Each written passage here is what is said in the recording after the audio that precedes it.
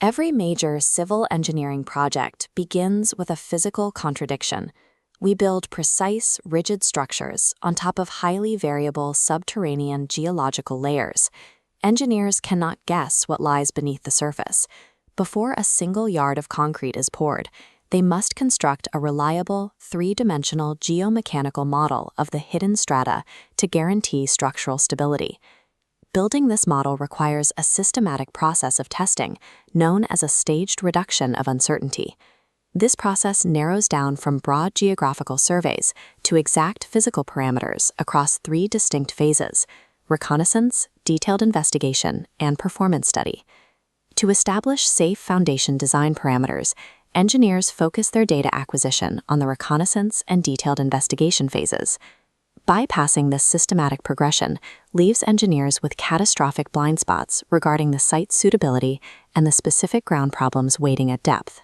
The first phase of data acquisition maps the macrostructure of the subsurface through non-invasive geophysical methods. This diagram illustrates the seismic refraction method. It relies on a basic physical principle. Seismic waves travel at different velocities depending on the density of the material they pass through. Looking at this illustration of wave behavior, you can see how shock waves are both reflected and transmitted across subterranean boundaries. When the underlying layer is denser, the refracted waves accelerate, traveling much faster to the listening devices. By measuring these travel times, engineers identify the materials below. A wave moving through loose sand might travel at 300 meters per second, but hit solid granite and it spikes to over 3,000. The second reconnaissance tool is the electrical resistivity method. This field setup uses a linear array of electrodes to detect changes in moisture and soil composition by measuring electrical resistance. This two-dimensional cross-section shows the resulting profile. Color gradients map specific resistivity ranges, differentiating strata like saturated alluvium from weathered basalt. Reading the bottom numerical scale identifies specific geologies. Saturated clays offer low resistivity, while sound rock registers at the high end. Geophysics provides a macro map of strata depths, but physical extraction is mandatory to obtain the exact mechanical properties required for structural design. This leads to the detailed investigation phase, the physical extraction of soil samples through boring. For shallow depths, trial pits are highly economical. Excavating a square pit allows for direct visual inspection of the exact soil stratification along the walls. Deeper exploration requires mechanical rigs. On the left side of this diagram, auger boring uses auger boring to extract cohesive soils like clay. However, augers have a strict limitation. They fail when hitting a layer of saturated sand that collapses back into the hole. To navigate saturated soils, engineers use wash boring. This schematic shows a hollow drill rod forcing pressurized water down to the cutting bit. The water mixes with soil cuttings and floats the slurry back up the annular space, eventually collecting in a surface settling tank.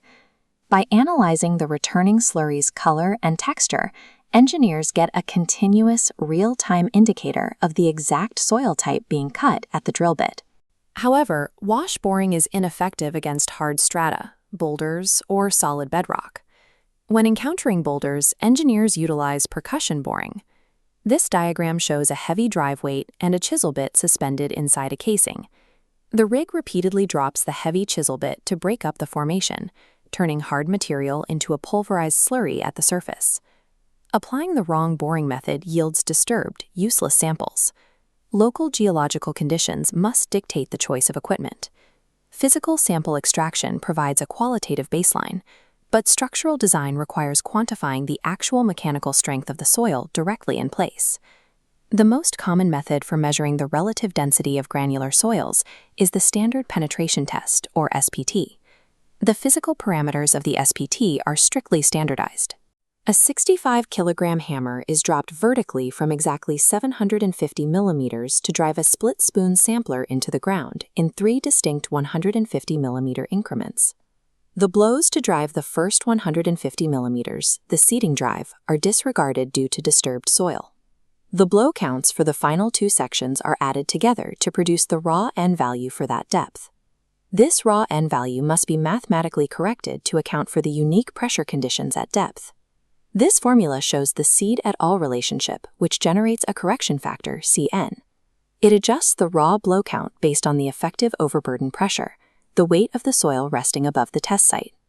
Another adjustment is the Terazaghi and PET correction for dilatancy. This equation accounts for the false resistance that occurs when saturated fine sands temporarily stiffen under the sudden impact of the drop hammer. While the SPT measures density indirectly, this load settlement graph represents the plate load test. It physically simulates total foundation consolidation and charts the exact point of bearing capacity failure for both cohesive and cohesionless soils. Without these specific in situ load tests and rigorous mathematical corrections, raw field data is insufficient for calculating actual foundation settlement. Beyond individual points of data, engineers must determine the total volume and distribution of testing required for an entire site. The spatial distribution of boreholes is defined by established engineering standards, such as the IS 1892 guidelines, which scale based on the total area. For a compact building site covering 4,000 square meters, the standard baseline is a 5-point testing grid, one central borehole and one at each of the 4 corners.